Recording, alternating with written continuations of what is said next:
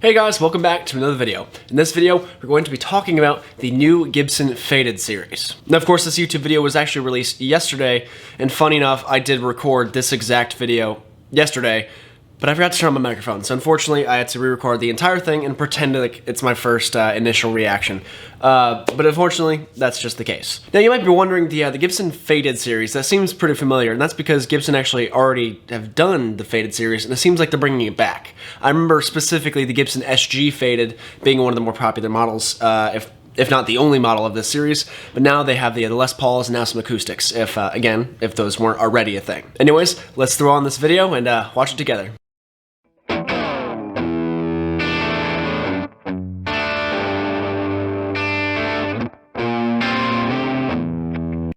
First thing I notice is the finishes, especially on the headstock here, definitely seems a little bit more muted, I guess. Definitely not as glossy as normal. And actually the first thing I noticed is the pickups uncovered.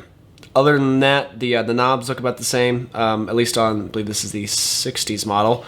Yeah, the 60s model, you can tell by the tuners. It looks perfectly normal other than that. And again, acoustics, I'm not really paying attention to the acoustics because I don't really know much about them, but I will be paying attention more so to the three electrics here.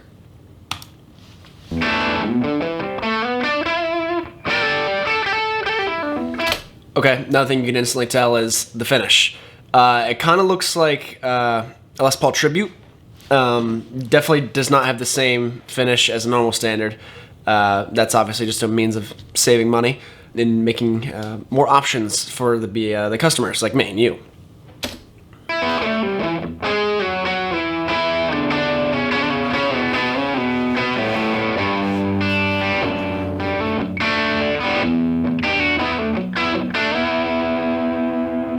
Dinesh here from Gibson, and we're here to take a quick look at the all-new Faded series. Part of the original collection, the Faded series adds a whole new offering to the player looking for a faded nitro finish rendition of classic... Okay, so as I just said, it's a nitro finish instead of more of a lacquer gloss finish. Iconic Gibson models, still retaining all the quality and sound associated with these legendary instruments. Another thing I noticed, they said the same quality and sound. Now, some people do say the type of finish that's on a guitar will change the tone. I don't know if that's true or not. But what I do know is true is that having a cover on your humbuckers will change the tone. So the fact that these guitars originally, the main flagship standards, come with covers and these ones don't, I guess it doesn't necessarily mean the quality will be less. It just means the tone will be different. And I know that's not what he said. He didn't say the tone was going to be the same, but he did say the quality is going to be the same. And it's kind of funny they're saying the quality's being the same while they're literally making a cheaper guitar. So it's interesting. Let's continue watching and see what else they say. As we bring back the Faded electrics, in addition, we also offer some of our most popular acoustic models as well. Lighter nitro finishes equal more tonal resonance and allow the instruments to really breathe and sound more alive, giving you the worn finish vibes without the aging. Coming out of the case like an old... Yeah, so all they're doing right here is just using big words to describe, it's just marketing here. They're just using big words to describe, hey, we're offering a different finish, buy it please. That's all they're saying here. Not that none of that stuff's necessarily true, it's just, this is all flub, this is all marketing, this is all they're doing here. Old friend and lending itself to age naturally and gracefully over time, being customized by each player's unique musical journey. See what I mean? Legendary iconic tones, appointments, and exceptional build quality. Let's take a quick look at the acoustics. First up, I'm just gonna skip through this, guys, so let's not worry about these. Back to the electrics. And now on to the electrics. Starting off, we have the Les Paul 50s Faded and a Honeyburst finish. A return to the classic design that started it all from Gibson's golden era. Great looking top, powerful pickups, and premium electronics. Own a piece of history in this new series. Next up, we have the Les Paul Standard 60s Faded in a beautiful vintage cherry sunburst finish. For those of you wanting the slimmer neck profile version of this classic beauty, still getting a gorgeous flame top, quality components, and it's all packed into this long-time legendary musical companion. Last but not least of the... So neither one of those Les Paul tops looked particularly special. Maybe they're also using cheaper pieces of wood. Maybe something like their B stock or just less nice pieces of mahogany and maple on these guitars, and I'm sure that's another way of saving money, or at least they're saving the super nice pieces of wood for the more expensive models, because that means there's less waste and stuff like that, so that's probably another means of saving money. If that's the case, of course, they could have just had 2 examples that weren't as nice, but I don't see why they would do that for their, their promotional video of these guitars. Electrics, we've got the SG Standard 61 Maestro Vibrola Faded in a vintage cherry satin finish. With the option of a Vibrola, So you notice there how they said the option of a Vibrola. That means this guitar is probably going to be coming in a more standard, or not standard I guess, but a newer model or version I guess, meaning they'll probably have the regular bridge and tailpiece setup, and I'm assuming along with that probably the full pick guard instead of the 60 style. Powerful leads, rhythm, and riffs all get the capability of even more musical expression. Also continuing the Faded series trend with high-end appointments and top-notch electronics. See, the SG, it doesn't look... So, like, you could tell with the Les Paul, like, it just kind of looks a little cheaper with the non-gloss finish. With the SG, I feel like it's a little harder to tell. It looks pretty much almost exactly like a normal SG.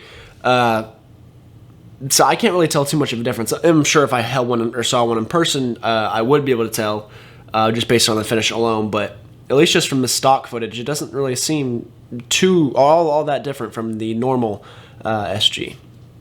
With high-end appointments and top-notch electronics. For more information on the Faded series and other Gibson products. And that's it. So now on to my thoughts.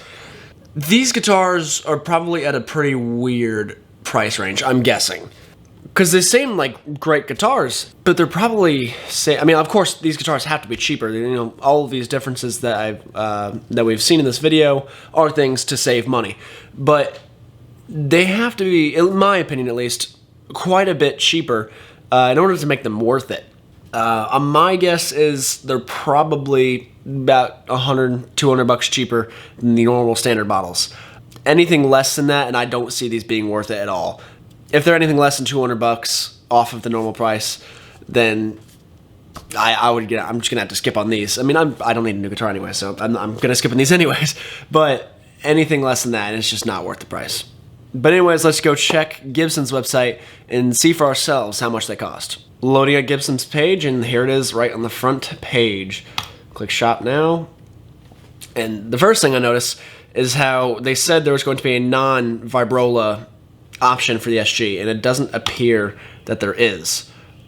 Maybe it's just because these things are only like a couple days old, or they've only been available, and they're just waiting on more inventory or whatnot. But as of right now, there is no option for a non-vibrola, nor is there an option for left-handed players. So that is very unfortunate for you guys. Now back on to the Les Pauls, which are, I feel like they're a little easier to talk about. The price, $2,500.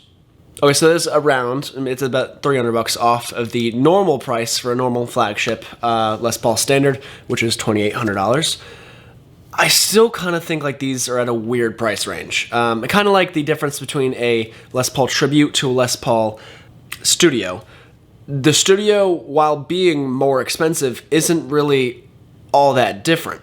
The finish is different, and the pickups, I believe, are different, but other than that, they're basically the same guitar, and yet they're still a bit more expensive. This is kind of similar, except, in my opinion, I'd say it's just more worth it just to spend the extra $300.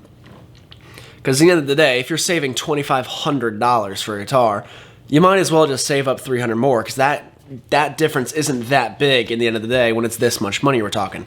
Of course, if it was the difference between a $100 guitar and like a $400 guitar, then yeah, that percentage difference is much bigger than $2,400 to $2,800. Also, there's only 2 finish options for the Les Paul. And I'm sure that's just because they're still kind of testing out, seeing how these things sell. If they do sell well, I'm sure they'll have more. But honestly, I don't know how I feel about these. I believe I'd have to personally play one in order to see how I feel, but I don't know. Give me your guys' thoughts. Do you guys think these new Les Pauls and an SG and acoustics are worth it? If so, leave down in the comments, and if not, leave down in the comments and why. But anyways, thank you guys so much for watching. If you liked this video, feel free to click like. And if you loved it and you want to see more content from me, feel free to subscribe. Thank you so much for watching, and I'll see you in the next one.